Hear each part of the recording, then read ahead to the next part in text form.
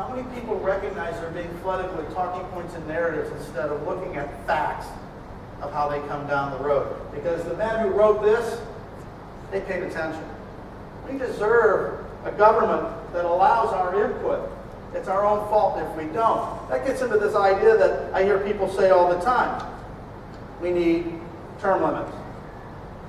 And for me, term limits means that we haven't done our job of paying attention to our elections. The framers have term limits. They're called elections. The House every 2 years, the Senate every 6, the President every 4. We have that power. What happened? So when I hear people say we have to take our country back, I'm like, from who? We have disengaged. We need to re-engage. We have the power. Why shelve this? I've had people say, well, we need to write a new constitution. No, don't go there. Now you're asking for trouble. Thomas Jefferson had once said that we should have a new constitution every 20 years. But he also said we would remain forever an agrarian society of farmers. Oops. So think about that one too. And that's why we have amendments as well. Because you might recall, some of the ladies might know as well, that when we started this out, we weren't exactly an inclusive society when it came to our government. Women did not have the right to vote.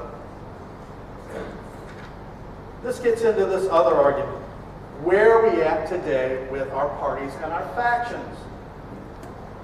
Political parties. They're defined by political science terms as those people who seek people to get elected.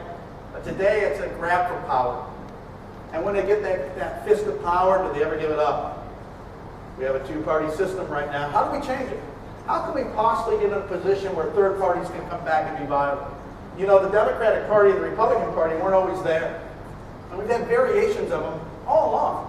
Now we're pretty much in concrete. How do we change it? That's part of the discussion in the book. And this is where I want you to start to think. What can we do to make our elected officials become much more aware that we are paying attention? We also have the issue with interest groups. And interest groups are always an issue. This is one of my favorite slides. I actually took this picture myself when I was in Washington last summer. It tells you that anybody can take great pictures when you're in Washington. The monuments and the facilities are beautiful. This is our place. Isn't this our home? Doesn't every citizen of the United States belong there? What has happened to our leaders in Congress where they're no longer connected to us anymore? This is a place for the citizen leadership to be. It was designed to be there. The Capitol. Many people don't realize that how it really works in Washington right now is that interest groups actually help to write the bills. When Obamacare came out, and I used to think that was derogatory until he said he'd take it. But when Obamacare first came out, everybody said, oh, who's read that? Who's read that? It's too long. No one's read that. It became a talking point and a narrative. Guess what? Who's read any of the bills that come out of Congress? Who wrote the bills that are passed in Congress? Interest groups. There's something called issue networks, otherwise known as iron triangles. That sounds pretty harsh, doesn't it? Iron triangles? I'm thinking about, all right, the triangle in the band, okay, ding, ding, ding. But I'm also thinking it's like a big sledgehammer. The influence of these interest groups in shaping our policy, because that's what interest groups do by definition, influence public policy. But who's influencing what policy and for whom? Who do they do that for? And whose interests are they working towards? So that's part of the discussion as well. I still love that picture. I think it's gorgeous. But go ahead. We also have impact now on the media. Now, some people now are doing some revisionist history, and they like to slam Walter Cronkite, saying, well, he misinterpreted the Vietnam War, et cetera, et cetera. But as I recall, if you actually go back and watch some of the broadcasts from Walter Cronkite, he actually prefaced every single thing he said on the evening news by saying, this is my opinion. He didn't sit there and say, this is the news. He said, I'm going to step back and give you my personal opinion on things. And the one thing about Walter Cronkite that we don't have today is that he was such an iconic figure in the media that he kept everybody on their toes. We may recall, some of us that are older, we recall when we turned on the television, we would look at this and we listen to it and we go, okay, we got something to think about. Something to put in our mind and ponder. and the credibility of the source. Nobody looked at him and said that he was sensationalizing things. Nobody looked at him and said that, who's he selling? Is he selling gold? Think about that. We get these people now, the commercials, to sell gold because everything's going to go to hell in a handbasket. Better buy gold. They're salesmen. They're entertainers. Sensationalized.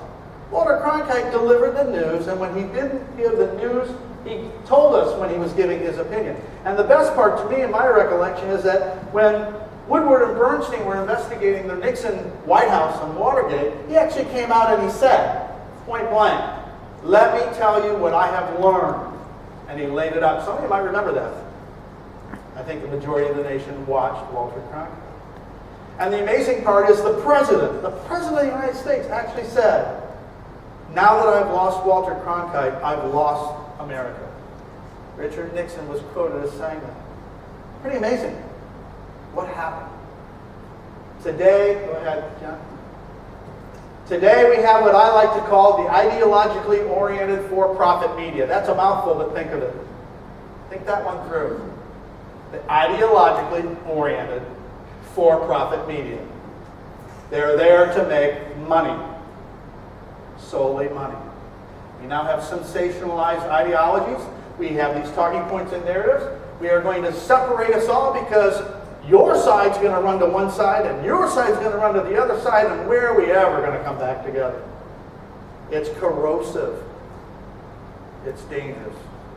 But there's money being made, just like with the interest groups, making money. Next slide. Ah, yeah, the almighty dollar. $6 billion was spent on the most recent election. $2 billion alone for the presidency. Who has that kind of money? I don't know anybody.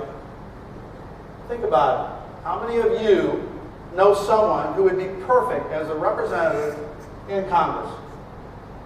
Believe it or not, some of them have to raise, depending on their district, over $100,000 a week in fundraising just to have a shot. Now, why would someone want to raise $100,000 a week to be a congressman when they only get paid $174,000 a year?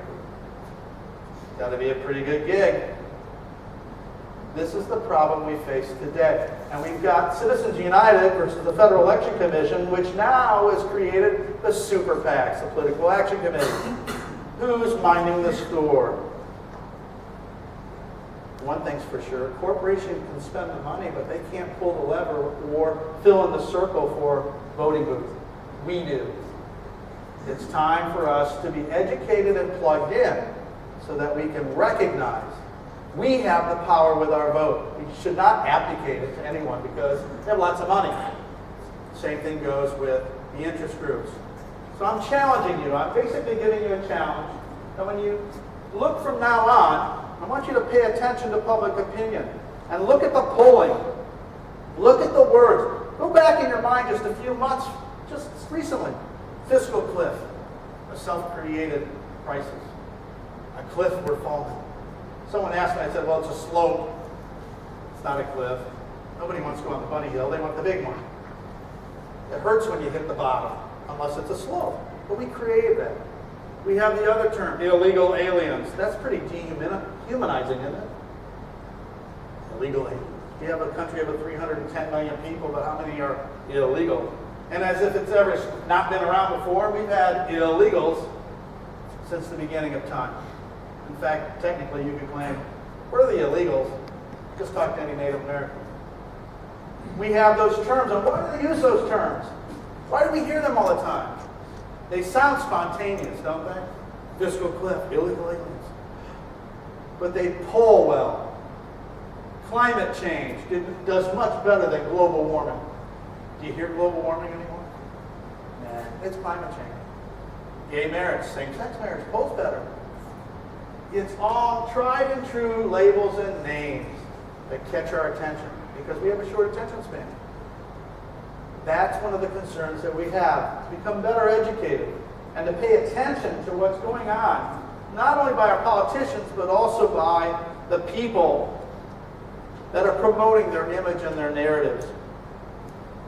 And that gets to my main point. There's a lot wrong with our government. There's a tremendous amount wrong with our government, but can you name a better one? I like to consider myself to be a constitutionalist. We have the owner's manual. We have the ability to change it the way we want. We have to activate ourselves to do it. It can be done. It must be done. Liberty requires diligence. Democracy requires our attention. That is something that I think that is important, that we stop criticizing our government and start paying attention to why they're there. They're there because of us. There's the old saying that our government was created by geniuses to be run by fools. Really? But who are the fools? What's that definition of insanity?